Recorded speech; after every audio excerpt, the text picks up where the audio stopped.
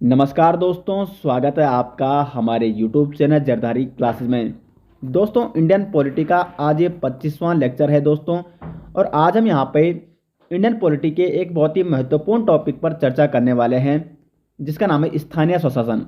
और स्थानीय स्वशासन में हम यहाँ पे पंचायती राज के बारे में चर्चा करेंगे। काफ़ी महत्वपूर्ण टॉपिक होने वाला है पंचायती राज, जो कि स्थानीय स्वशासन के अंतर्गत आता है। और आप जिस स्थान में रहते हैं, चाहे आप नगरीय क्षेत्र में रहते हैं, चाहे आप ग्रामीण क्षेत्र में रहते होंगे, वहाँ का स्वशासन कैसा है, इसको जानने का हम यहाँ पे प्रयास करेंगे। और आपको अच्छी तरीके से, काफ़ी इंटरेस्टिंग टॉपिक होने वाला है दोस्तों, तो मज़े आने वाला है इस टॉपिक में। तो चलिए दोस्तों, आज का लेक्चर शुरू करते हैं। अब देखो, स्थानीय स्वशासन का मतलब क्या है। यानी देखो, जैसे कि जिस स्थान में आप रहते हो, आप नगर में रह सकते हैं या आप ग्रामीण में रहते होंगे, तो वहाँ पे क्या है, पंचायती राज व्यवस्था लागू की गई है। पंचायती राज व्यवस्था, विशेषकर त्रिस्तरीय पंचायती राज्य व्यवस्था यहाँ पे देखने को मिलती है, जो कि बलवंत राय समिति जो थी, बलवंत राय मेहता समिति, उसकी अनुशंसा पर त्रिस्तरीय पंचायत राज व्यवस्था लागू की गई थी। अब वो कौन कौन सी समितियां थी? बलवंत राय मेहता समिति, अशोक मेहता समिति, यानी पंचायती राज से संबंधित जो भी महत्वपूर्ण समितियां थी और प्रत्येक समिति की रिपोर्ट क्या थी, उनके बारे में हम आगे इसी वीडियो में चर्चा करेंगे। पहले थोड़ा यहाँ पे बेसिक देख लेते हैं कि स्थानीय स्वशासन क्या है, और उसके बाद पंचायती राज से संबंधित जो भी महत्वपूर्ण अनुच्छेद हैं। देखो, आर्टिकल 243 में, 243 में यहाँ पे पंचायती राज के बारे में जानकारी मिलती है, और 243 में 16 अनुच्छेदों में यहाँ पे पंचायती राज के बारे में प्रावधान दिया गया है, 243 से लेकर 243 ओ तक। तो प्रत्येक अनुच्छेद को आपको यहाँ पे समझाया जाएगा, तो बिल्कुल निश्चिंत रहिए। काफ़ी डिटेल्स में मैं आपको यहाँ पे पंचायती राज व्यवस्था के बारे में बताने वाला हूँ।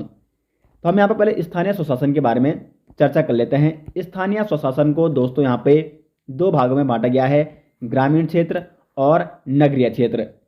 अब देखो, ग्रामीण क्षेत्र में जो त्रिस्तरीय पंचायती राज व्यवस्था है, तो सबसे जो एक गाँव के लेवल पर, ठीक है, ग्रामीण में है, वो है आपकी ग्राम पंचायत।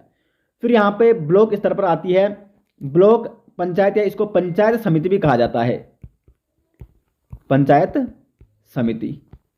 ठीक है, ब्लॉक स्तर पर जो ब्लॉक पंचायत है, इसको पंचायत समिति के नाम से भी जाना जाता है। और फिर आती है आपकी जिला पंचायत, जिसको जिला परिषद भी कहते हैं, जिला परिषद। तो जो ग्रामीण क्षेत्र की ये त्रिस्तरीय पंचायती राज व्यवस्था है, इसमें सबसे नीचे आती है ग्राम पंचायत, फिर ग्राम पंचायत के ऊपर है पंचायत समिति, जो कि ब्लॉक स्तर पर आती है, और फिर है जिला परिषद, जो कि जिला स्तर पर आती है। उसी प्रकार से अगर हम नगरीय क्षेत्र की बात करें, तो सबसे नीचे आता है नगर पालिका। नगर पालिका के ऊपर अगर और बड़ा क्षेत्र है, तो उसको नगर पंचायत में यहाँ पे इंक्लूड किया जाता है, और उसके बाद आता है नगर निगम। तो इस प्रकार से दोस्तों, स्थानीय स्वशासन को यहाँ पे बांटा गया है त्रिस्तरीय पंचायत राज व्यवस्था में। अब दोस्तों, ये स्थानीय स्वशासन किस प्रकार से लागू किया गया है और पंचायती राज व्यवस्था की शुरुआत किस प्रकार से होती है, इसके इतिहास में थोड़ा हम जानने का प्रयास करते हैं कि इतिहास में किस प्रकार से स्थानीय स्वशासन को यहाँ पे लागू किया गया है और किस प्रकार से आज पंचायती राज व्यवस्था पूरे देश में लागू की गई है। तो भारत में जो दोस्तों स्थानीय स्वशासन का जनक माना जाता है, इंपॉर्टेंट क्वेश्चन ये बन सकता है कि भारत में स्थानीय स्वशासन का जनक किसे माना जाता है? लॉर्ड रिपन को माना जाता है। दोस्तों, इस वीडियो के नोट्स आपको हमारे एप्लीकेशन में मिल जाएंगे, जिसका लिंक आपको वीडियो के डिस्क्रिप्शन में दिया गया है। तो हम यहाँ पे बात करते हैं, भारत में स्थानीय स्वशासन का जनक किसे कहा जाता है? लॉर्ड रिपन को कहा जाता है। लॉर्ड रिपन ने 1882 में स्थानीय संस्थाओं के गठन का प्रस्ताव रखा था, जिसे भारतीय स्थानीय स्वशासन का मैग्ना कार्टा भी कहा जाता है। भारतीय स्थानीय स्वशासन का मैग्ना कार्टा किसे कहा जाता है? लॉर्ड रिपन द्वारा जो 1882 में स्थानीय संस्थाओं के गठन का प्रस्ताव रखा गया था। इसीलिए लॉर्ड रिपन को यहाँ पे भारत में स्थानीय स्वशासन का जनक भी माना जाता है। इंपॉर्टेंट क्वेश्चन दोस्तों यहाँ से बन सकता है। उसके बाद आर्टिकल, जब हमारा संविधान लागू हुआ, तो आर्टिकल 40 में ग्राम पंचायतों के गठन का यहाँ पे प्रावधान किया गया है। लेकिन दोस्तों देखो, आर्टिकल 40 ये आता आपका राज्य के नीति निर्देशक तत्वों के अंतर्गत। जब मैंने आपको राज्य के नीति निर्देशक तत्वों के बारे में बताया था, आर्टिकल 36 से 51 तक।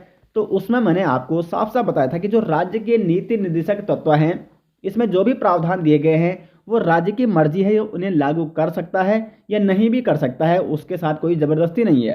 तो आर्टिकल 40 में ग्राम पंचायतों का जो प्रावधान दिया गया है, ग्राम पंचायत के गठन का प्रावधान, यानी इसको राज्य या तो अपने राज्य में लागू कर सकता है या नहीं कर सकता है, यह राज्य की मर्जी थी। ठीक है, लेकिन ये किसकी अनुशंसा पर? यहाँ पे गांधी और अंबेडकर जी एक दूसरे के विरोध थे। यहाँ पे गांधी जी का मत था कि ग्राम पंचायतों का गठन होना चाहिए, जबकि अंबेडकर जी का मत था कि ग्राम पंचायतों का गठन नहीं होना चाहिए। तो आर्टिकल 40 में इसका प्रावधान किया गया था ग्राम पंचायतों के गठन का, लेकिन ये उस समय राज्य के नीति निर्देशक तत्वों में शामिल किया गया था।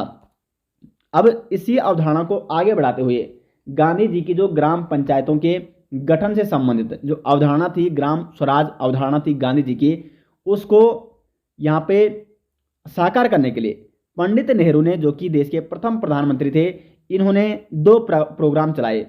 सामुदायिक विकास कार्यक्रम 1952 में और राष्ट्रीय विस्तार सेवा कार्यक्रम 1953 में। इनका उद्देश्य क्या था इन कार्यक्रमों को चलाने का? एक तो गांधी जी का जो ग्राम स्वराज अवधारणा थी उसको साकार करना, साथ ही साथ आर्थिक विकास एवं सामाजिक कार्यक्रम के प्रति लोगों को उत्साह पैदा करना। लेकिन दोस्तों ये दोनों प्रोग्राम यहाँ पे असफल हो जाते हैं। इनके असफलता के पीछे जो कारण था वो था सीमित जन सहभागिता के कारण। ठीक है, मतलब लोग इन प्रोग्राम में ज़्यादा नहीं जुड़ पाए थे। यानी ग्रामीण स्तर तक जो गांधी की स्वराज अवधारणा थी ग्राम स्तर पर, और साथ साथ ग्रामीण स्तर पर विकास कार्यों को बढ़ावा देने के लिए जो प्रोग्राम चलाए गए थे पंडित नेहरू द्वारा, ये यहाँ पे सफल नहीं हो पाए थे। जिनका मुख्य कारण था लोग इन प्रोग्रामों में जुड़ नहीं पाए थे, जन सहभागिता कम देखने को मिली थी। इन दो प्रोग्रामों की कार्यक्रम की जांच करने के लिए, अर्थात ये जो दो प्रोग्राम असफल हुए हैं, इनकी असफलता के पीछे क्या कारण है, इसकी जांच करने के लिए बलवंत राय मेहता समिति का गठन किया गया। बलवंत राय मेहता समिति दोस्तों पंचायती राज व्यवस्था से संबंधित स्थापित होने वाली प्रथम समिति, पंचायती राज संस्थाओं से संबंधित स्थापित होने वाली प्रथम समिति कौन थी? अगर इस प्रकार से क्वेश्चन बनता है तो वो थी बलवंत राय मेहता समिति। 1957 में इसका गठन किया गया। बलवंत राय मेहता समिति के अध्यक्ष कौन थे? बलवंत राय। और इस समिति का उद्देश्य क्या था? उद्देश्य मैंने आपको पहले ही बताया है कि पंडित नेहरू ने जो दो प्रोग्राम चलाए थे, कौन कौन से प्रोग्राम? ये जो दो प्रोग्राम है जो मैं आपको पहले ही बता चुका हूँ, ये प्रोग्राम ग्रामीण स्तर तक क्यों नहीं पहुँच पाए, इसके पीछे असफलता का क्या कारण था, उसकी जांच करने के लिए बलवंत राय मेहता समिति का गठन किया गया। अब बलवंत राय मेहता समिति ने अपनी रिपोर्ट दी और उस रिपोर्ट में कहा था कि लोकतांत्रिक विकेंद्रीकरण सुझाव, यानी बलवंत राय मेहता समिति ने लोकतांत्रिक विकेंद्रीकरण का सुझाव दिया।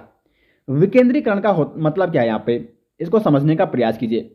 जैसे पहले क्या होता था, यहाँ पे राजा है, ठीक है, राजा है तो राजा ही सभी क्षेत्रों का क्या करता, मतलब सभी क्षेत्रों पर जो अधिकार था वो राजा के अंतर्गत आता था। यानी राजा की निगरानी में सभी क्षेत्रों में शासन व्यवस्था चलती थी। यानी ये थी, मतलब केंद्र में शक्ति किसके हाथों में थी? केंद्र के हाथों में थी संपूर्ण शक्ति। तब चाहे वो ग्रामीण क्षेत्र हो, चाहे वो नगरीय क्षेत्र हो, चाहे वो कोई भी क्षेत्र हो। ठीक है, तो अभी शक्ति क्या है? केंद्रीकृत है। लेकिन अब इसी शक्तियों को अगर विकेंद्रीकृत किया जाए, यानी ग्रामीण क्षेत्र पर किसी को प्रशासन व्यवस्था संभालने के लिए दिया जाए, भले देखिए राजा के अंतर्गत ही आएंगे, लेकिन अभी ये क्या है, ये प्रत्येक ग्राम में पहुंच सकता है। उसी प्रकार से नगरीय क्षेत्र में भी एक शासन व्यवस्था वहां पे किसी के हाथों में सौंप दी जाए, वो वहां के शासन व्यवस्था देख सके, फिर उसकी पल पल की रिपोर्ट राजा को सौंप सके। तो कुल मिला के देखो, पहले तो सत्ता सिर्फ केंद्र पर आधारित थी, लेकिन अब इस सत्ता का विकेंद्रीकृत किया गया है, विकेंद्रीकरण किया गया है। तो कुल मिला के बलवंत राय समिति का भी यही मत था कि लोकतांत्रिक विकेंद्रीकरण का सुझाव दिया था बलवंत राय मेहता समिति ने। और दूसरा सुझाव दिया था कि 3 स्तरीय पंचायती राज की स्थापना की जाए, जिसमें ग्राम पंचायत हो, ग्राम पंचायत के बाद पंचायत समिति हो। तो जो ग्राम पंचायत है ये होनी चाहिए गांव के, यानी ग्रामीण क्षेत्र के इर्द गिर्द। पंचायत समिति ये होनी चाहिए ब्लॉक स्तर पर, और जिला परिषद ये होनी चाहिए जिला स्तर पर। ठीक है, तो इस प्रकार से यहाँ पे लोकतांत्रिक विकेंद्रीकरण का सुझाव दिया जाता है बलवंत राय मेहता समिति द्वारा। और यहाँ से क्वेश्चन इस प्रकार से बनता है कि सर्वप्रथम त्रिस्तरीय पंचायती राज जो व्यवस्था का सुझाव दिया था वो किस समिति ने दिया था? तो बलवंत राय मेहता समिति के द्वारा ये सुझाव दिया गया था। तो दोस्तों उम्मीद करते हैं कि यहाँ तक आपको समझ में आ गया होगा। उसके बाद यहाँ पे इस सुझाव को माना जाता है सरकार द्वारा, और सरकार ने क्या किया? त्रिस्तरीय पंचायती राज की स्थापना की। सर्वप्रथम 2 अक्टूबर 1959 को राजस्थान के नागौर जिले के बगदरी गांव में तत्कालीन प्रधानमंत्री पंडित नेहरू द्वारा त्रिस्तरीय पंचायती राज की स्थापना की जाती है। तो इस प्रकार से क्वेश्चन बन सकता है कि त्रिस्तरीय पंचायती राज की स्थापना कब हुई? 2 अक्टूबर 1959 को सर्वप्रथम राजस्थान के नागौर जिले के बगदरी गांव में प्रारंभ की गई थी तत्कालीन प्रधानमंत्री जवाहरलाल नेहरू द्वारा। इसके बाद 11 अक्टूबर 1959 को आंध्र प्रदेश के महबूब जिले से इस व्यवस्था की शुरुआत की गई। सर्वप्रथम कहाँ की गई? राजस्थान में। उसके बाद कहाँ की गई? आंध्र प्रदेश में। और इसी प्रकार से कुछ अन्य राज्यों में भी इसको लागू किया गया। लेकिन अभी भी दोस्तों जो पंचायती राज व्यवस्था है ये संपूर्ण राज्यों में लागू नहीं हो पाई। इसका कारण क्या था? क्योंकि इसका कारण था ये पंचायती राज व्यवस्था का जो प्रावधान किया गया था वो राज्य के नीति निर्देशक तत्वों में किया गया था। यानी राज्य की मर्जी होगी तो उसको लागू करेगा, राज्य की मर्जी होगी तो वो उसको लागू नहीं करेगा। इसके बाद यहाँ पे एक और समिति का गठन किया जाता है, अशोक मेहता समिति। अशोक मेहता समिति, इसका गठन किया गया 1977 में, दिसंबर 1977 में। और इस समय सरकार किस पार्टी की थी? तो जनता पार्टी की सरकार थी। और जनता पार्टी की सरकार में अशोक मेहता की अध्यक्षता में अशोक मेहता समिति का गठन किया जाता है 1977 में। और ये थी 13 सदस्यीय समिति, यानी इस समिति में 13 सदस्य शामिल थे। उसके बाद जब ये समिति अपनी रिपोर्ट जारी करती है तो इस समिति का कहना था कि त्रिस्तरीय पंचायत राज जो पद्धति है इसको बदलकर द्विस्तरीय करना चाहिए। तो एग्जाम में इस प्रकार से क्वेश्चन बन सकता है कि किस समिति ने पंचायती राज व्यवस्था को द्विस्तरीय करने की अनुशंसा की थी या द्विस्तरीय करने के लिए सिफारिश की थी? तो वो की थी अशोक मेहता समिति ने 1977 में, जिस अशोक मेहता समिति की स्थापना की गई थी।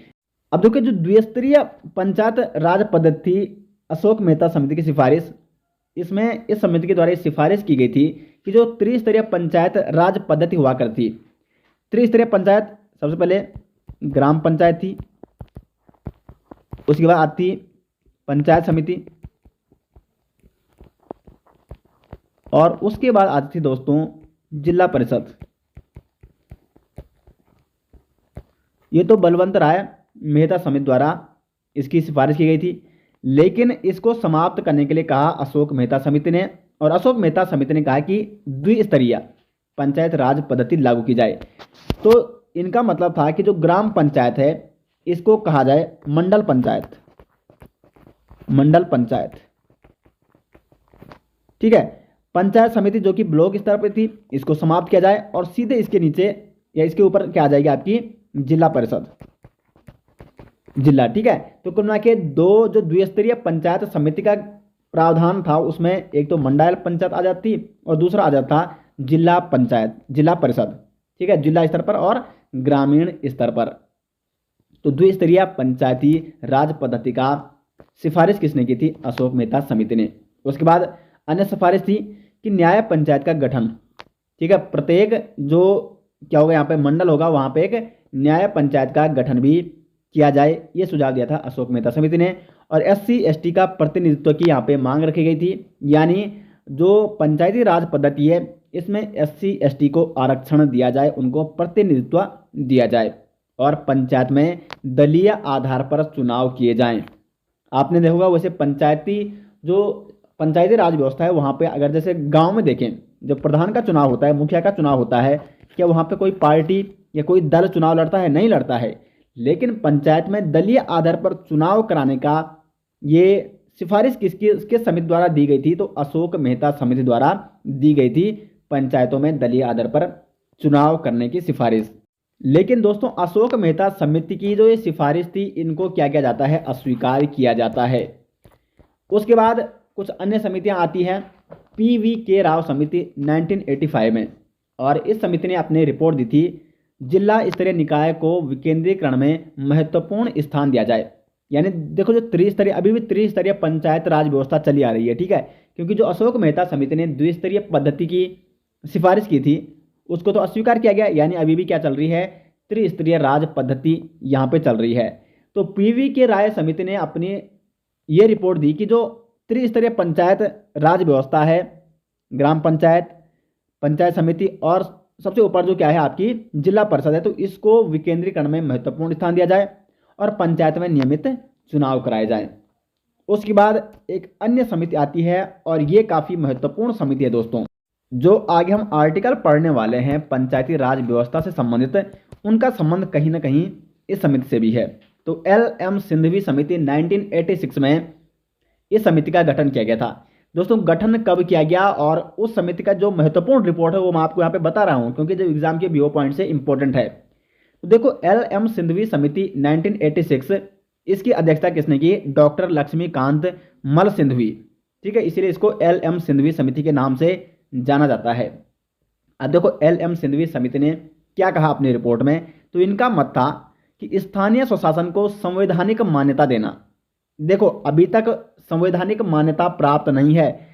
कोई भी चीज़ अगर संविधान में उल्लेखित कर दी जाए, संविधान में एक अलग आर्टिकल उसके लिए बनाया जाए, तो इसका मतलब वो संपूर्ण देश में लागू करनी अनिवार्य हो जाएगी। अभी जो पंचायत का गठन का जो प्रावधान है वो सिर्फ नीति निर्देशक तत्वों में था, आर्टिकल 40 में। और नीति निर्देशक तत्वों के बारे में आपको पहले ही बता चुका हूं कि नीति निर्देशक तत्वों में जो भी निर्देश दिए गए हैं राज्य को, राज्य उनका पालन करे या ना करे वो राज्य की मर्जी है।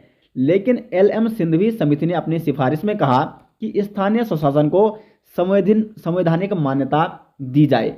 यानी अगर इसके लिए स्थानीय स्वशासन के लिए एक अलग से आर्टिकल का प्रावधान किया जाए तो सभी राज्यों को, देश में संपूर्ण रूप से सभी को पंचायती राज यानी स्थानीय स्वशासन को लागू करना ही होगा। तो स्थानीय स्वशासन को संवैधानिक मान्यता देने वाली प्रथम समिति, इसकी सिफारिश करने वाली, ठीक है, क्योंकि देगा तो क्या है, संसद देगा, सरकार देगी।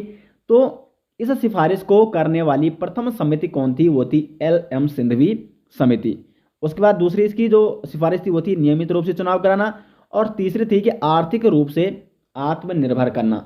यानी जो स्थानीय स्वशासन है उसको आर्थिक रूप से भी आत्मनिर्भर करना चाहिए। ऐसा नहीं कि तुमने उनको शक्ति तो दे दी कि वो ग्रामीण स्तर पर या जिला स्तर पर या पंचायत समिति के स्तर पर कुछ विकास कार्य करें, लेकिन आप उनको आर्थिक सहायता ही नहीं दे रहे हैं। तो इसका भी विशेष यहाँ पे ख्याल रखा जाना चाहिए कि आर्थिक रूप से उनको आत्मनिर्भर किया जाए, ठीक है। उसके बाद PK थुंगन समिति, इसका गठन किया गया 1988 में, और इसने भी, PK थुंगन समिति ने भी स्थानीय स्वशासन को संवैधानिक मान्यता देने का क्या किया, यहाँ पे पूर्णतः समर्थन किया।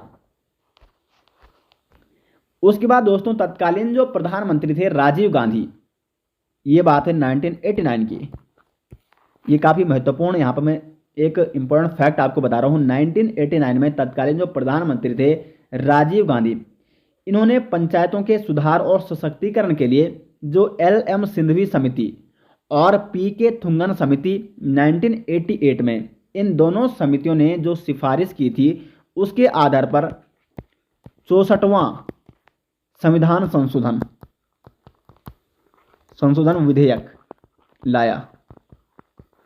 64वां संविधान संशोधन विधेयक 1989 में तत्कालीन PM राजीव गांधी की सरकार द्वारा प्रस्तुत किया गया। लेकिन ये विधेयक दोस्तों लोकसभा में तो क्या हो गया था, पारित हो गया था, लेकिन राज्यसभा में इसको अस्वीकार किया गया। अब कुल मिला के ये विधेयक आगे नहीं बढ़ पाया। उसके बाद दोस्तों यहाँ पे प्रधानमंत्री बनते हैं जब PV नरसिम्हा राव प्रधानमंत्री बनते हैं, ठीक है। PV नरसिम्हा राव जब प्रधानमंत्री बनते हैं तो इनके समय 73वां संविधान संशोधन किया जाता है। ये काफ़ी महत्वपूर्ण संविधान संशोधन था और इसी के माध्यम से संवैधानिक मान्यता दी गई है स्थानीय स्वशासन को। 73वां संविधान संशोधन 1992 काफ़ी महत्वपूर्ण ये संविधान संशोधन है। तो ग्रामीण क्षेत्र में पंचायती राज व्यवस्था को संवैधानिक मान्यता दी गई थी 73वां संविधान संशोधन अधिनियम 1992 के माध्यम से। अब देखते हैं कि ये 73वां संविधान संशोधन 1992 क्या था। तो इसके इतिहास के बारे में जान लेते हैं। उस समय प्रधानमंत्री कौन थे? पीवी नरसिम्हा राव। लोकसभा में 73वां संविधान संशोधन विधेयक 1992 को कब पारित किया गया था? 22 दिसंबर 1992 में। राज्यसभा में यह पारित होता है 23 दिसंबर 1992 में। राष्ट्रपति की स्वीकृति कब मिलती है इसको? 20 अप्रैल 1993 को। और लागू कब होता है ये विधेयक? कानून का बनता है, लागू कब होता है? 24 अप्रैल 1993 को। तो इसीलिए दोस्तों 24 अप्रैल को कौन सा दिवस मनाया जाता है? पंचायत दिवस के रूप में मनाया जाता है। ये आपको विशेष तौर पर नोट करना है कि भारत में 24 अप्रैल को पंचायत दिवस के रूप में मनाया जाता है, क्योंकि 24 अप्रैल को जो पंचायती राज व्यवस्था थी इसको संवैधानिक मान्यता दी गई थी, इसको लागू किया गया था। जो ये संविधान संशोधन विधेयक था 1992, स्थानीय स्वशासन को संवैधानिक मान्यता देने के संबंध में। अब देखो, जब 73वां संविधान संशोधन अधिनियम 92 जब ये लागू हुआ तो एक तो संविधान में भाग 9 में इसको रखा गया, ठीक है, संविधान में जोड़ा गया भाग 9, और भाग 9 में 16 अनुच्छेद रखे गए, ठीक है। भाग 9 में कितने अनुच्छेद हैं? 16 अनुच्छेद, आर्टिकल 243 से लेकर 243 ओ तक। इसी 73वां संविधान संशोधन अधिनियम 1992 के माध्यम से संविधान में जोड़ा जाता है 11वीं अनुसूची को। और इस 11वीं अनुसूची में दोस्तों कितने विषय दिए गए हैं? 29 विषय, यानी पंचायतों को कुछ शक्ति और कुछ उनको जिम्मेदारियां दी गई हैं। तो कितनी जिम्मेदारियां या कितने विषय दिए गए हैं? 29 विषय इसमें 11वीं अनुसूची में दिए गए हैं। ये आपको विशेष तौर पर नोट करना है।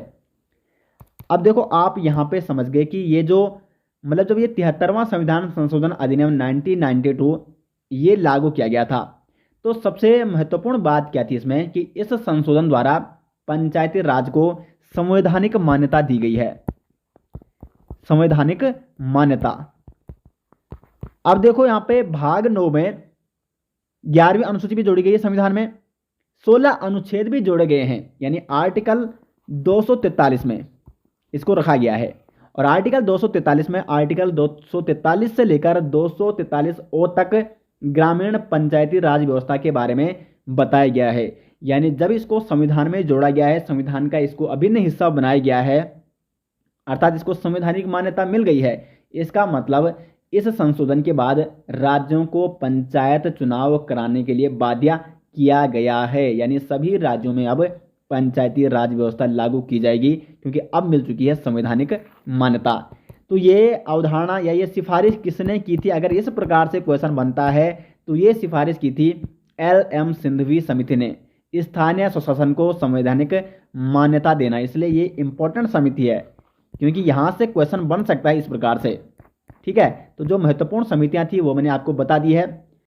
अब देखो दोस्तों, ग्रामीण स्तर पर जो त्रिस्तरीय पंचायत राज व्यवस्था थी, त्रिस्तरीय ग्रामीण स्तर पर ये किस प्रकार देखने को मिलती है? तो देखो, सबसे पहले आती है ग्राम पंचायत। ग्राम पंचायत का जो मुखिया होता है वो होता है प्रधान, और प्रधान का चुनाव दोस्तों ये किस प्रकार से किया जाता है? प्रत्यक्ष मतदान किया जाता है, यानी जनता द्वारा मतदान किया जाता है, जनता द्वारा निर्वाचित किया जाता है प्रधान को या मुखिया को, जो ग्राम पंचायत का मुखिया होता है। तो ग्राम पंचायत के मुखिया या प्रधान का चुनाव प्रत्यक्ष रूप से किया जाता है जनता द्वारा। उसके बाद बढ़ते हैं पंचायत समिति की ओर। तो पंचायत समिति ये किस स्तर की समिति है? ये है ब्लॉक स्तर की समिति, ब्लॉक स्तर। अब यहाँ पे आपको ये ध्यान देना होगा कि ब्लॉक स्तर में जो ब्लॉक प्रमुख होता है, यानी जो ब्लॉक स्तर पर क्या है, मुखिया है, पंचायत समिति का जो मुखिया है, उसका चुनाव कैसे किया जाता है? तो उसका चुनाव दोस्तों यहाँ पे प्रत्यक्ष रूप से नहीं होता, बल्कि अप्रत्यक्ष रूप से होता है। वैसे देखो, अगर जो हम प्रधान की बात करें, अधिकांशतः क्षेत्रों में ये प्रत्यक्ष होता है, लेकिन ये शक्ति दी गई है राज्य विधानमंडल को। उसको ये शक्ति दी गई है कि वो विधि के अनुसार जो ग्राम पंचायत के मुखिया या प्रधान का चुनाव है वो उसको प्रत्यक्ष भी करा सकता है या अप्रत्यक्ष भी करा सकता है। लेकिन अधिकांशतः जगह प्रधान का चुनाव देखने को मिलता है, या जो ग्राम पंचायत का अध्यक्ष है, इसको हम ग्राम पंचायत का अध्यक्ष भी कह सकते हैं, तो इसका चुनाव प्रत्यक्ष रूप से होता है। लेकिन पंचायत समिति का जो अध्यक्ष है, ब्लॉक स्तर पर जो पंचायत समिति है उसका अध्यक्ष होता है, या हम जिसको कहते हैं ब्लॉक प्रमुख, उसका चुनाव दोस्तों अप्रत्यक्ष रूप से होता है। अभी अप्रत्यक्ष रूप से कैसे होता है?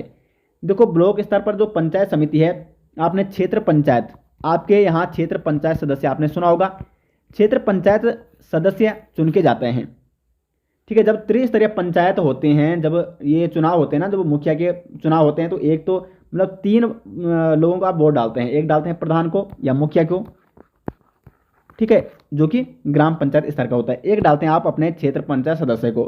तो यही क्षेत्र पंचायत सदस्य वो इन सभी मतलब जिन भी क्षेत्रों में क्षेत्र पंचायत सदस्य होंगे, तो इन सभी क्षेत्र पंचायत सदस्यों में से दोस्तों एक बनता है आपका ब्लॉक प्रमुख। यानी ये क्षेत्र पंचायत सदस्य, जिस भी क्षेत्र के ये क्षेत्र पंचायत सदस्य हैं, वो सभी अपने में से एक चुनते हैं ब्लॉक प्रमुख को। यानी ब्लॉक प्रमुख किसके द्वारा चुना गया है? क्षेत्र पंचायत के सदस्यों द्वारा चुना गया है, ना कि जनता द्वारा। यानी ब्लॉक स्तर पर पंचायत समिति का जो अध्यक्ष होता है ब्लॉक प्रमुख, उसका अप्रत्यक्ष चुनाव होता है। उसी प्रकार से जिला परिषद में क्या होता है? जिला पंचायत समिति में जो जिले का प्रमुख होता है, इसको कौन चुनते हैं? तो जिला पंचायत सदस्य, जिला पंचायत सदस्य। आप जिला पंचायत सदस्य को वोट डालते होंगे। तो अब देखो, जिला पंचायत जो यहाँ पे क्षेत्र है, जिला पंचायत क्षेत्र है, इसको मतलब एक जिले में बहुत सारे जिला पंचायत क्षेत्र होते हैं। तो इन सभी जिला पंचायत क्षेत्रों के ये सदस्य चुनकर जाते हैं और फिर ये अपने में से क्या करते हैं? एक जिला प्रमुख की नियुक्ति करते हैं। तो जिला का जो प्रमुख होता है, जिले का जो अध्यक्ष होता है, या पंचायत समिति जो ब्लॉक स्तर की होती है, ब्लॉक स्तर का जो अध्यक्ष होता है, जिसको हम ब्लॉक प्रमुख भी कहते हैं, इन दोनों का जो निर्वाचन किया जाता है उसे अप्रत्यक्ष रूप से किया जाता है। जबकि जो ग्राम पंचायत का मुखिया होता है, अधिकांशतः जगह ये प्रत्यक्ष रूप से होता है, लेकिन ये राज्य विधानमंडल को ये शक्ति दी गई है कि वो ग्राम पंचायत के अध्यक्ष का चुनाव वो प्रत्यक्ष रूप से करा सकती है या अप्रत्यक्ष रूप से करा सकती है। विधि के अनुसार वो ये उसको शक्ति दी गई है। तो दोस्तों, उम्मीद करते हैं कि यहाँ तक आपको अच्छे से समझ में आ गया होगा। जो लोग शहरी क्षेत्रों में रहते होंगे उनको थोड़ा टफ लग रहा होगा समझना, लेकिन जो लोग ग्रामीण स्तर पर रहते हैं उन्होंने तो ये चुनाव देखे हैं, वो तो हर 5 साल में इन चुनाव को देखते हैं। तो वैसे मैंने डिटेल्स में आपको यहाँ पे समझा दिया है कि ग्रामीण स्तर पर जो ये पंचायती राज व्यवस्था है, त्रिस्तरीय पंचायती राज व्यवस्था, इसके चुनाव किस प्रकार से होते हैं। अब हम यहाँ पे पंचायती राज व्यवस्था से संबंधित जो ग्रामीण स्तर की जो पंचायती राज व्यवस्था है, पद्धति है, इसके प्रमुख अनुच्छेदों के बारे में चर्चा करेंगे। तो अनुच्छेद 243 से लेकर 243 ओ तक ये कुल मिला के 16 अनुच्छेद आते हैं, और इन सभी 16 अनुच्छेदों में क्या क्या प्रावधान दिए गए हैं इनके बारे में हम चर्चा करेंगे। तो अनुच्छेद 243 में यहाँ पे परिभाषा दी गई है, ठीक है। ग्राम सभा की परिभाषा, मध्यवर्ती स्तर या जो जिला स्तर पंचायत है उनकी परिभाषा यहाँ पे दी गई है। देखो, अगर हम बात करें ग्राम सभा, ग्राम सभा की परिभाषा ये क्या है? तो ग्राम सभा की परिभाषा क्या है? ग्राम की मतदाता सूची में पंजीकृत सभी व्यक्तियों का समूह कहलाता है ग्राम सभा। ग्राम सभा का मतलब ये नहीं है कि आपने एक गांव मिला दिया और ये हो गया ग्राम सभा आपकी, या 2 गांव मिल गए और इन दोनों गांव मिलकर ये आपकी हो गई ग्राम सभा। कुल मिला के ग्राम सभा की परिभाषा ये है कि उस ग्राम में या जितने भी आपकी क्या है ग्राम सभा में लोग आते हैं, तो उन लोगों के, उन मतदाताओं की सूची में पंजीकृत सभी व्यक्तियों का जो समूह है उसे कहते हैं ग्राम सभा। तो ग्राम सभा क्या है? एक व्यक्तियों का समूह है, मतदाता सूची में पंजीकृत व्यक्तियों का समूह कहलाता है ग्राम सभा। आर्टिकल 243 में यह परिभाषा दी गई है। आर्टिकल 243 ए में कहा गया है ग्राम सभा के बारे में, यानी ग्राम सभा की जो शक्ति है, ग्राम सभा की शक्तियों का उल्लेख दोस्तों संविधान में नहीं किया गया है। ग्राम सभा की जो शक्तियां हैं वो राज्य के विधानमंडल से, ठीक है, राज्य विधानमंडल से प्राप्त होंगी। यानी राज्य विधानमंडल ये निर्धारित करेगा कि ग्राम सभा को कितनी शक्तियां दी जाए, कितनी शक्तियां नहीं दी जाए। वैसे 11वीं अनुसूची में 29 विषय दिए गए हैं।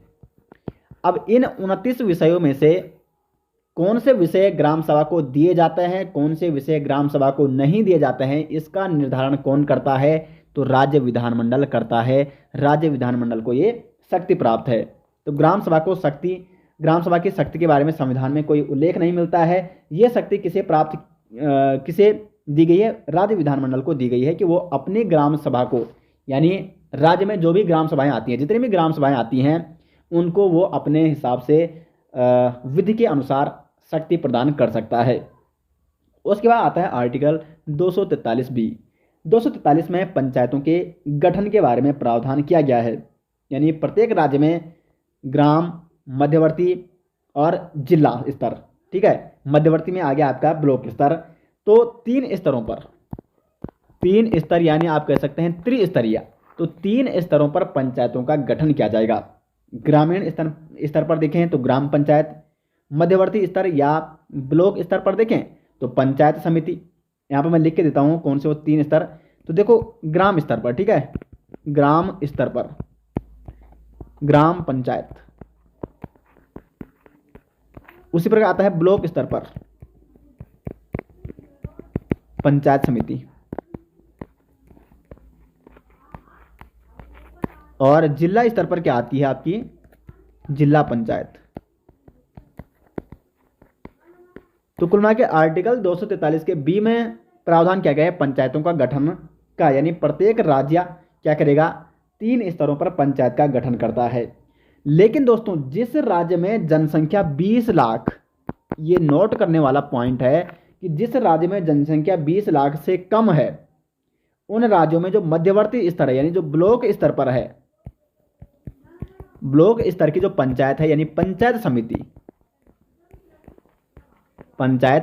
समिति, इसका गठन करना जरूरी नहीं है, इसका गठन नहीं किया जाएगा। यानी जिन राज्यों में 20 लाख से कम जनसंख्या है, उन राज्यों में केवल 2 स्तरीय पंचायत समिति होंगे, एक होगी ग्राम पंचायत और एक होगी जिला पंचायत। यानी उसमें ये मध्यवर्ती स्तर जो ब्लॉक स्तर है, पंचायत समिति है, इसका गठन नहीं किया जाएगा यदि किसी राज्य में 20 लाख से कम की जनसंख्या है। यह आपको विशेष तौर पर नोट करना है। आर्टिकल 243 के बी में इसका प्रावधान किया गया है। आर्टिकल 243 सी क्या कहता है, पंचायतों की संरचना के बारे में। यानी देखो पंचायतों की जो संरचना है, इसकी शक्ति भी किसे दी गई है, राज्य के विधानमंडल को। राज्य का जो विधानमंडल है, राज्य विधानमंडल, ये दोस्तों विधि के अनुसार पंचायतों की संरचना के संबंध में नियम बना सकता है, उपबंध बना सकता है। तो 243 से 243 सी तक आपको समझ में आ गया होगा। पंचायतों की संरचना का मतलब आप समझ रहे हैं कि पंचायतों में मतलब ग्रामीण स्तर पर अध्यक्ष कौन होगा, अध्यक्ष का चुनाव किस प्रकार से होगा। ग्रामीण स्तर पर अध्यक्ष यानी जो ग्राम का मुखिया होता है। तो चुनाव के बारे में आपको पहले ही बता चुका हूं कि किस प्रकार से चुनाव होता है। ग्राम प्रधान या जो ग्राम का मुखिया होता है, ग्राम का अध्यक्ष होता है, उसका चुनाव प्रत्यक्ष या अप्रत्यक्ष रूप से हो सकता है। इसका निर्धारण कौन करेगा, राज्य का विधानमंडल करेगा। जबकि जो मध्यवर्ती यानी ब्लॉक स्तर पर और जिला पंचायत जो होती हैं जिला स्तर पर, उनके जो निर्वाचित सदस्य हैं वो क्या करेंगे, अपने में से किसी एक को, अगर हम मध्यवर्ती स्तर की बात की जाए तो मध्यवर्ती स्तर का अध्यक्ष नियुक्त करेंगे, और जिला स्तर की बात करेंगे तो जिला स्तर का अध्यक्ष नियुक्त करेंगे। यानी उनका चुनाव कैसे होगा, अप्रत्यक्ष रूप से होगा। ठीक है, तो ये मैंने आपको पहले ही बता दिया है। अब हम बढ़ते हैं आगे आर्टिकल 243 डी की ओर। आर्टिकल 243 डी कहता है पंचायतों में आरक्षण संबंधित प्रावधान। यानी पंचायतों में SC, ST और महिलाओं को, SC, ST महिलाओं को, मतलब ST, ST और महिलाओं को यहाँ पे पंचायतों में जनसंख्या के आधार पर आरक्षण दिया जाएगा। तो आपने देखोगा जब भी आपके यहाँ ग्रामीण स्तर पर मुखिया या प्रधान का चुनाव होता है, तो कई बार आपने देखोगा वहाँ पे SC की सीट आती है। यानी इस बार जो ये 5 साल के लिए जो मुखिया बनता है, इन 5 सालों के लिए चुनाव जब होते हैं तो वहाँ पे केवल क्या करेंगे, SC ही चुनाव लड़ सकते हैं। कई बार सिर्फ महिला सीट आती होगी, ठीक है, और कई बार जनरल। ठीक है, जनरल का मतलब है कि कोई भी वहाँ पे मुखिया का चुनाव लड़ सकता है। तो कुल मिला के आर्टिकल 243 डी में इसका प्रावधान किया गया है, SC, ST और महिलाओं को पंचायतों में जनसंख्या के आधार पर आरक्षण दिया जाएगा। जनसंख्या इसलिए कहा गया है कि माना सपोज वहाँ कोई SC वाले हैं ही नहीं, तो इसका मतलब ये है कि वहाँ की अगर SC की वहाँ पे सीट आ गई माना, क्योंकि देखो सभी के लिए अगर सीधे ऐसे किया जाता है कि हाँ माना जैसे इस साल SC की सीट सभी ग्राम पंचायतों में होगी, और माना जिन ग्राम पंचायतों में SC की सीट है ही नहीं तो वहाँ तो चुनाव हो ही नहीं सकते। तो इसलिए जनसंख्या के आधार पर बताया गया है, जिन ग्राम पंचायतों में जनसंख्या है ही नहीं एससी की, तो उनमें एससी की सीट का प्रावधान क्यों रखना है। तो इसीलिए साफ साफ लिखा गया है कि एससी एसटी और महिलाओं को पंचायतों में जनसंख्या के आधार पर वहाँ पे उनको आरक्षण दिया जाएगा। दूसरा ये कहता है आर्टिकल 243 डी कि ओबीसी के आरक्षण के प्रावधान की जिम्मेदारी, ठीक है, ओबीसी के आरक्षण के प्रावधान की जिम्मेदारी किसकी है, ये राज्य विधानमंडल की है। देखो संविधान में एससी एसटी और महिलाओं के आरक्षण के बारे में तो कहा गया है, लेकिन अगर ओबीसी को भी यहाँ पे आरक्षण देना है तो इसका प्रावधान कौन करेगा, राज्य का विधानमंडल करेगा। उसके बाद आता है आर्टिकल 243 ई, इसमें है पंचायतों का कार्यकाल और अवधि। तो पंचायतों का जो कार्यकाल होता है वो सामान्यतः 5 वर्ष होता है। 5 वर्ष, प्रत्येक 5 वर्ष में वहाँ पे पंचायतों में चुनाव होते हैं, और चाहे वो तब ग्रामीण स्तर हो, चाहे वो ब्लॉक स्तर पंचायत समिति का चुनाव हो, या आप जिला पंचायत का चुनाव हो, तीनों के चुनाव लगभग एक ही टाइम होते हैं, ठीक है। तो कुल मिला के 5 वर्ष के लिए इनका क्या होता है, कार्यकाल होता है। अब सपोज किसी पंचायत का विघटन 5 वर्ष से पूरा हो गया है तो 6 माह के अंतर्गत वहाँ पे चुनाव कराना अति आवश्यक है, ये भी आपको नोट करना है। आर्टिकल 243 ई में दिया गया है पंचायतों का कार्यकाल और अवधि। उसके बाद आता है आर्टिकल 243 एफ, यहाँ पे सदस्य हेतु योग्यता बताई गई है। तो अगर किसी को पंचायत स्तर पर चुनाव लड़ना है तो उसकी जो उम्र है वो है यहाँ पे 21 वर्ष। अगर वो 21 वर्ष पूरी कर चुका है तो वो वहाँ पे पंचायत स्तर पर चुनाव लड़ सकता है। और जो अन्य महत्वपूर्ण योग्यता या निर्भरता है इसका प्रावधान कौन करेगा, इसका निर्धारण कौन करेगा, तो ये भी राज्य विधानमंडल को ये शक्ति दी गई है कि राज्य विधानमंडल अन्य जो योग्यता है, ठीक है, सदस्यता हेतु योग्यता, इसका निर्धारण करेगा। उसके बाद बढ़ते हैं आर्टिकल 243 जी में। अनुच्छेद 243 जी कहता है पंचायतों की शक्ति एवं दायित्व। अब पंचायतों की शक्ति और दायित्व, तो अनुसूची 11 में 29 शक्तियां या 29 विषय दिए गए हैं, लेकिन ये 29 जो विषय दिए गए हैं इसका प्रावधान भी कौन करेगा, राज्य का विधानमंडल करेगा कि किन विषयों को ग्रामीण स्तर पर देना है, किन विषयों को ग्राम पंचायत को देना है और किन विषयों को नहीं देना है। इसका निर्धारण भी कौन करता है, राज्य का विधानमंडल करता है। इन 29 विषयों में से कौन से विषय ग्राम पंचायत को देने हैं, ठीक है। तो पंचायतों की शक्ति और दायित्व के बारे में अनुच्छेद 243 के जी में बताया गया है। आगे बढ़ते हैं अनुच्छेद 243 एच। ये कहता है पंचायतों द्वारा कर अधिरोपित करने की शक्ति, यानी पंचायतों के वित्तीय प्रावधान के बारे में बताता है अनुच्छेद 243 एच। इसमें लिखा गया है कि जो स्थानीय निकाय है वो अपनी सामान्य गतिविधियों हेतु कर लगाने की उनको शक्ति प्रदान की गई है, यानी वो कुछ विषयों पर कर भी लगा सकते हैं। जो पंचायती समिति है, जो मतलब ग्रामीण स्तर हो या ब्लॉक स्तर हो या आपका जिला स्तर हो, कुल मिला के स्थानीय निकाय भी क्या कर सकते हैं, कर लगा सकते हैं अपनी गतिविधियों को करने के लिए। उसके बाद अनुच्छेद 243 आई कहता है पंचायतों हेतु वित्त आयोग का गठन। देखो प्रत्येक राज्य में वित्त आयोग का गठन किया जाता है, और वित्त आयोग का गठन कौन करता है, राज्य का राज्यपाल करता है। ये हमने आपको जब राज्य विधानमंडल के बारे में बताया था तो वहाँ पे बताया था वित्त आयोग के बारे में। और इस वित्त आयोग का मुख्य कार्य क्या है, पंचायतों की वित्तीय स्थिति की समीक्षा करना। तो पंचायतों हेतु वित्त आयोग का गठन 21 में कहा गया है अनुच्छेद 243 के आय में, खंड आय, ठीक है। उसके बाद बढ़ते हैं अनुच्छेद 243 जे। ये क्या कहता है, पंचायतों के लेखा का परीक्षण, यानी जो राज्य का विधानमंडल है वो पंचायतों के खाते की देखरेख और उनके परीक्षण के लिए प्रावधान कर सकता है, ठीक है। तो लेखा का परीक्षण भी कर सकता है राज्य। यह शक्ति किसको दी गई है, राज्य के विधानमंडल को दी गई है कि वो पंचायतों के खाते के बारे में उनका निरीक्षण कर सकता है, उनका परीक्षण कर सकता है, उनकी देखरेख कर सकता है। अनुच्छेद 243 जे राज्य के विधानमंडल को ये शक्ति देता है। उसके बाद अनुच्छेद 243 के, ये दोस्तों काफी महत्वपूर्ण है, ठीक है। 243 के इंपॉर्टेंट मैं आपको यहाँ पे साफ साफ लिख रहा हूं, पंचायतों के लिए निर्वाचन। अब देखो पंचायतों का निर्वाचन कराने के लिए प्रत्येक राज्य में राज्य निर्वाचन आयोग होता है। राज्य निर्वाचन आयोग, इसकी नियुक्ति किसके द्वारा की जाती है, यानी जो राज्य निर्वाचन आयोग होता है उसमें जो निर्वाचन आयुक्त होता है उसकी नियुक्ति की जाती है राज्यपाल द्वारा। तो कुल मिला के देखो यहाँ पे आपको ये समझना होगा कि जो राज्य निर्वाचन आयुक्त होता है, आयुक्त, ये किसका चुनाव कराता है। तो कुछ अभ्यर्थी यहाँ पे कंफ्यूज हो सकते हैं, उनको लग सकता है कि ये विधानसभा के भी चुनाव कराता है? बिल्कुल नहीं दोस्तों, ये विधानसभा के चुनाव नहीं कराता है। विधानसभा के जो चुनाव होते हैं वो केंद्रीय निर्वाचन आयोग द्वारा किए जाते हैं, ठीक है। लेकिन जो राज्य निर्वाचन आयोग होता है, राज्य निर्वाचन आयोग, ये पंचायतों के चुनाव कराता है। जो पंचायती राज व्यवस्था लागू की गई है उसमें जो त्रिस्तरीय पंचायत होते हैं, जो त्रिस्तरीय पंचायत चुनाव होते हैं, प्रधान का चुनाव होता है, क्षेत्र पंचायत सदस्य का चुनाव होता है, जिला पंचायत सदस्य का चुनाव होता है, यानी त्रिस्तरीय पंचायत की जो व्यवस्था है इसमें चुनाव कौन कराता है? राज्य निर्वाचन आयोग कराता है। राज्य निर्वाचन आयोग का गठन इसीलिए किया जाता है। और इस राज्य निर्वाचन आयोग की जो सेवा शर्तें हैं ये कौन निर्धारित करता है? तो राज्यपाल इनको निर्धारित करता है। और इसी में दिया गया है कि जो पंचायतों में राजनीतिक दल है उनको चुनाव लड़ने से रोक लगाई गई है। यानी अगर प्रधान या मुखिया का चुनाव होगा गांव में तो उसमें ऐसा नहीं कि कांग्रेस का वहाँ पे एक प्रत्याशी चुनाव लड़ रहा है प्रधान का और दूसरा वहाँ पे भाजपा का प्रत्याशी चुनाव लड़ रहा है, तो ये तो ग्रामीण स्तर पर भी फिर क्या हो जाएगा, मतलब वहाँ पे दल आ जाएंगे। तो इसलिए इन दलों को चुनाव लड़ने के लिए मना किया गया है, ठीक है।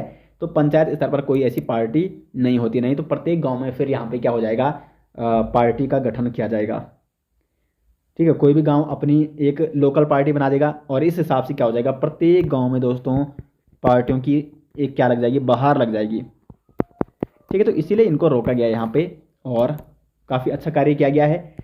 तो इस हिसाब से दोस्तों पंचायतों के लिए निर्वाचन की व्यवस्था भी की गई है अनुच्छेद 243 के में।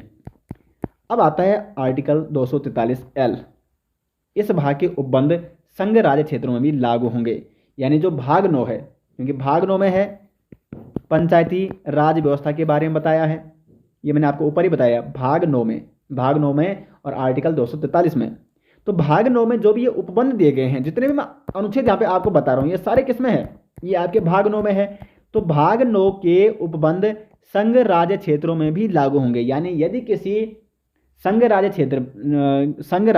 क्षेत्र में यानी केंद्र शासित प्रदेश में किसी ग्राम, जो ये आपकी क्या है, ग्राम स्तर या जो पंचायती राज व्यवस्था है इसको लागू किया जाता है, तो संघ राज्य क्षेत्र में भी भाग 9 के ये सारे उपबंध क्या होंगे, लागू किए जाएंगे। उसके बाद आता है अनुच्छेद 243M। इस भाग का कतिपय क्षेत्रों में लागू न होना। कुछ ऐसे भाग भी हैं दोस्तों जिन क्षेत्रों में इस भाग यानी भाग 9 में जो भी ये प्रतिबंध दिए गए हैं, पंचायती राज व्यवस्था के अनुच्छेद दिए गए हैं, कुछ भागों में ये लागू नहीं हो सकते हैं।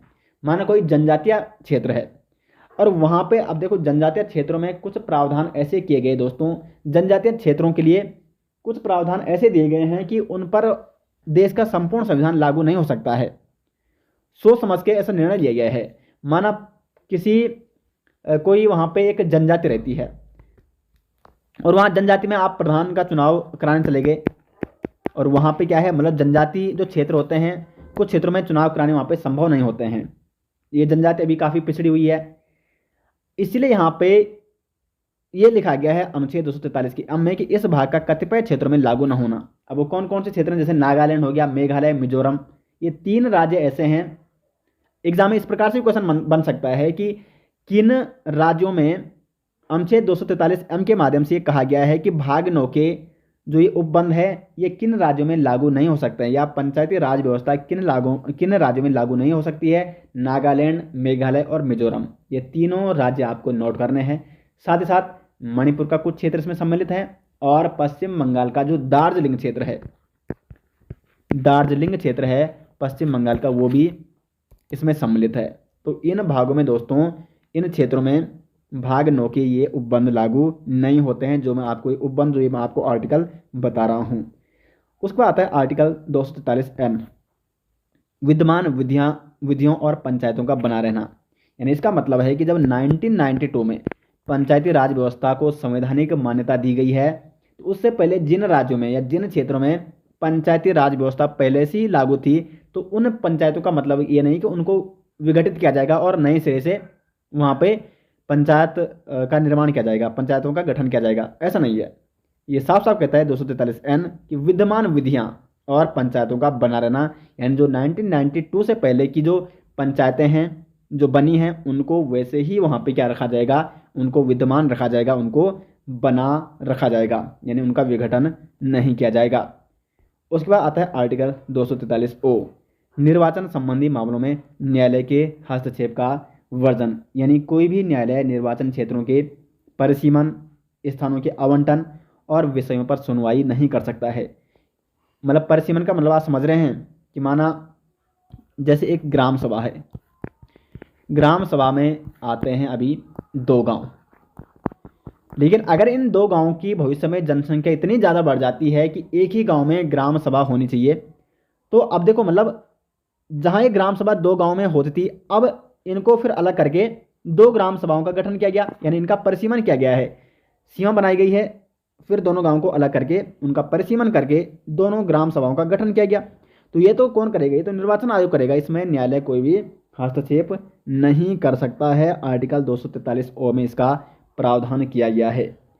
तो दोस्तों पंचायती राज व्यवस्था से संबंधित जो भी महत्वपूर्ण आर्टिकल थे वो मैंने आपको यहाँ पे बता दिए हैं।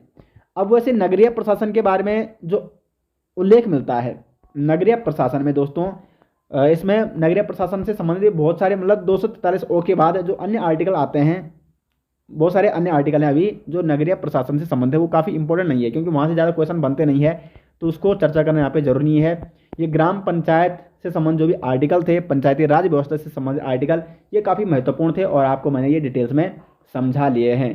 तो उम्मीद करते हैं दोस्तों आपको जो ये पंचायती राज व्यवस्था वाला आज टॉपिक था ये अच्छे से समझ में आ गया होगा, और जो ये स्थानीय स्वशासन है ये अच्छे से आपको समझ में आ गया होगा। तो वीडियो आपको कैसे लगी कमेंट बॉक्स में ज़रूर बताएं, और हमारे लेक्चर जो इंडियन पॉलिटी के लेक्चर हैं इससे आपको कितना कुछ सीखने को मिल रहा है कमेंट में ज़रूर बताएं। मिलते हैं दोस्तों नेक्स्ट, तब तक के लिए धन्यवाद।